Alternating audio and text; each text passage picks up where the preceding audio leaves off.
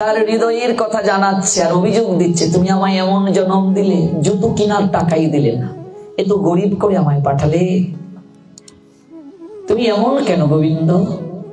গোবিন্দকে প্রণাম দিয়ে যখন মন্দির থেকে নামবে, নাট মন্দিরে দেখতে পাচ্ছে এক বিত্তশালী লোক, অনেক কোটিপতি, তাকে তার স্বজনেরা নিয়ে এসেছে হুইল চেয়ারে করে গোবিন্দ দর্শন করাতে। তার দুটো পা নাই।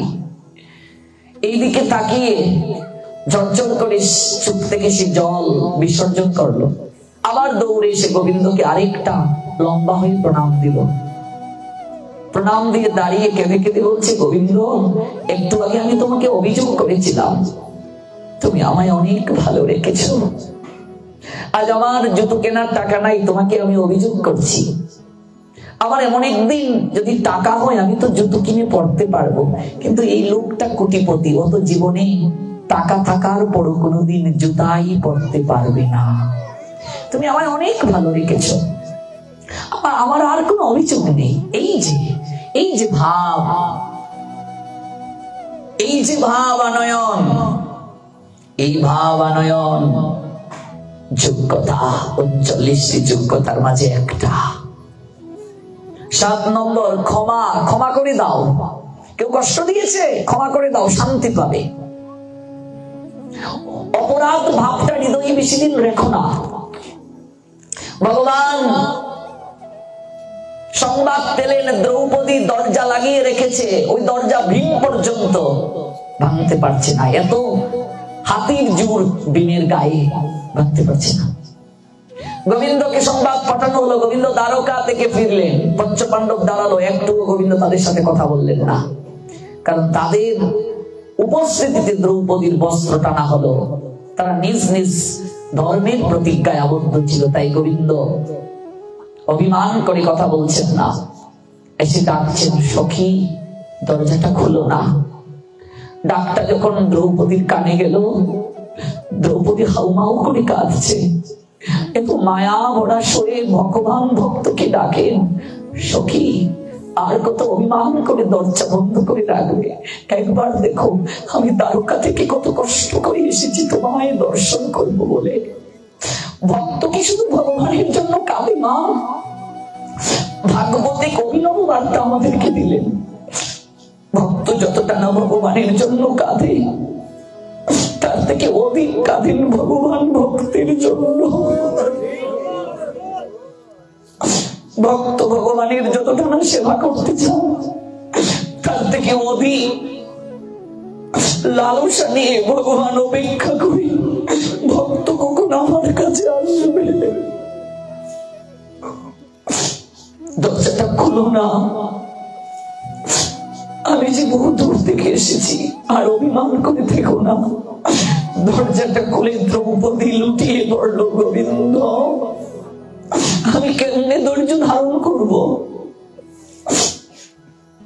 আমি আর মুখ দেখাতে পারবো না সমাজে। গোবিন্দ বললেন, তোমার প্রতি যে অবিচার করেছে ওরা, শাস্তি ওরা পাবে। কোন সম্রাজ্ঞীর প্রতি যদি এমন অবিচার করতে পারে, সাধারণ নারীদেরকে ওরা কি করবে? দুর্যোধন তার পাপের শাস্তি অবশ্যই পাবে। কিন্তু সখী দ্রৌপদী, পাঞ্চালের রাজকুমারী, তুমি আমায় কথা দাও, সর্বপ্রথম তুমি দুর্যোধনকে ক্ষমা করে দেবে। পাওয়া যায়? তুমি দুর্যোধনকে ক্ষমা করে দাও। ক্ষমা? দুর্যোধনকে আমি ক্ষমা করে দেব? গোবিন্দ বলছেন, ওই ক্ষমাটাই তার বিনাশের কারণ হবে। তুমি কেন তার প্রতি রাগ বিদ্বেষ রাখবে হৃদয়ে? তার পাপের শাস্তি তুমি ক্ষমা করলেও সে পাবে, প্রকৃতি তাকে পাইয়ে দেবে। কিন্তু তুমি যে সারাটা জীবন তার বিষয়ে হৃদয়ের মাঝে বিষদ গাল রাখছো, এই জন্য তুমি কোনো সৎ কার্য ভালোভাবে করতে পারবে না। আর ওর প্রতি বিদ্বেষ ভাব রাখতে রাখতে তুমিও অপরাধ করবে।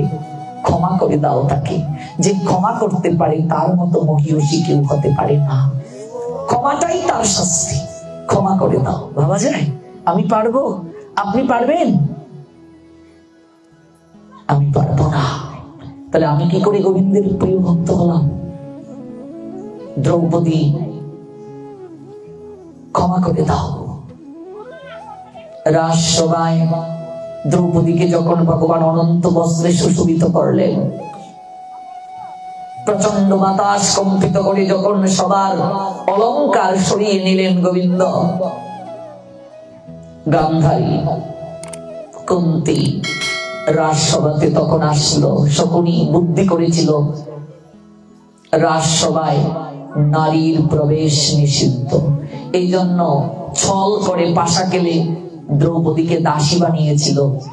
দাসীর রাজসভায় সংবাদ দেওয়ার জন্য প্রবেশের অনুমতি থাকবে, কিন্তু কোনো কুলবধূ আসতে পারবে না।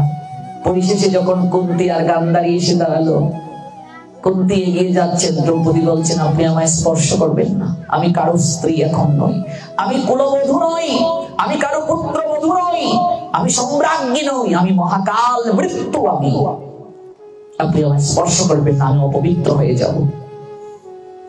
গান্ধারী কুন্তী করজোড়ে বললেন ক্ষমা করে দাও পুত্রী, ক্ষমা। বাবা যায়, বাবা যায়, ক্ষমা করে দাও।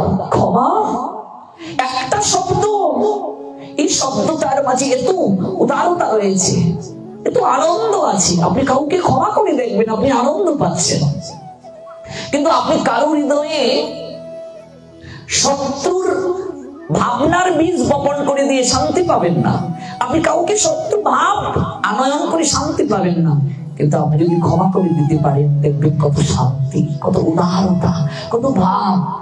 এই জন্য ক্ষমা, ক্ষমা করে দাও সখী, দুর্যোধনকে ক্ষমা করে দাও, ওই ক্ষমাটাই তার বিনাশের কারণ হবে। নাম শুনেছেন বশিষ্ঠ মুনি? নিশ্চয়ই। বশিষ্ঠ মুনি, তাকে বিশ্বামিত্র স্বীকৃতি চাইছে যে আমি ব্রাহ্মণ, ক্ষত্রিয় হয়ে যোগ্যতা অর্জন করেছি, আপনি সমাজে স্বীকৃতি দেবেন। কিন্তু বশিষ্ঠ মুনি দেখলেন বিশ্বামিত্রের এখনো ব্রাহ্মণ হওয়ার যোগ্যতা হয়নি, তাই স্বীকৃতি দিচ্ছেন না। যার কারণে বিশ্বামিত্র ক্রোধান্বিত হয়ে বশিষ্ঠের 100 পুত্রকে হত্যা করলো। কয় পুত্রকে? 100 পুত্রকে হত্যা করলো। 100 পুত্রকে হত্যা করে দিল। পুত্র সুখে বিহবল হলেন। বিশ্বামিত্র এই কার্য করতে পারলো, তার স্বীকৃতির জন্য এখনো কার্য সে করতে পারলো। বশিষ্ঠ মুনির স্ত্রী অত্যন্ত কষ্ট পেলেন। এইভাবে কিছুদিন গেল। বিশ্বামিত্র ভাবলেন আমাকে সে এখনো স্বীকৃতি দিল না, 100 পুত্র তার মারলাম, হত্যা করলাম, এরপর স্বীকৃতি দিল না। তাই গদা হাতে নিয়ে বশিষ্ঠের ভজন কুটিরের পিছনে গিয়ে দাঁড়িয়ে রইল। আজকে যখন কুটির থেকে বের হবে আমি তার মস্তকটাকে থেতলে দেব গদার আঘাতে। ওই স্বীকৃতি দেবে সমাজে আমাকে, নতুবা তার প্রাণ আমি বধ করব। ঠিক সেই সময় বশিষ্ঠের স্ত্রী বলছেন ঘরে তো একটু লবণ নেই, আমি যে রান্না করছি কি করে প্রসাদ পাবে? বশিষ্ঠ মুনি বললেন পাশেই তো বিশ্বামিত্রের কুটির, একটু লবণ নিয়ে আসো না। কথাটা বুঝতে পেরেছেন? পাশেই তো বিশ্বামিত্রের কুটির, একটু লবণ নিয়ে আসো। স্ত্রী আঁচলটা কোমরের মাঝে গুজে বললেন কি বলছো তুমি, যে আমার 100 পুত্রের মৃত্যুর কারণ হলো আমি তার কুটিরে যাব লবণ আনার জন্য? বশিষ্ঠ বললেন ওরই জ্ঞান হয় নাই, যার কারণে ও আমার এত কষ্ট, নয়নে জল ছড়ালো। আমি তো ওকে অনেক স্নেহ করি, কিন্তু ওর হৃদয়ে তো ক্ষমা ভাব নাই। ব্রাহ্মণ হতে গেলে যে 9টা যোগ্যতা প্রয়োজন, তার মধ্যে একটা হচ্ছে ক্ষমা। ক্ষমা যার নাই, উদারতা যার নাই, সে ব্রাহ্মণ নয়। আমি অপেক্ষা করছি, ও যেদিন যোগ্যতা অর্জন করবে আমি সেদিন তাকে সমাজে স্বীকৃতি দেব। বিশ্বামিত্র কথাটা শুনে অবাক হয়ে গেল। দ্রুত গতিতে বশিষ্ঠের কুটিরে প্রবেশ করে গদাটাকে বশিষ্ঠের চরণে অর্পণ করে বলল আমার মস্তক আপনার চরণে আমি সমর্পণ করলাম, এই গদা দিয়ে আপনি আমার মস্তকটাকে থেতলে দিন।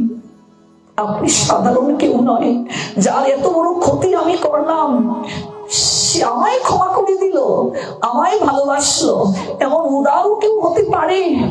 আমি বাকিটা জীবন আপনার দাস হয়ে থাকতে চাই। বশিষ্ঠ বিশ্বামিত্রকে বুকে জড়িয়ে ধরে বললেন, আজ থেকে তুমি ব্রাহ্মণ হলে আমি সমাজে স্বীকৃতি প্রদান করলাম।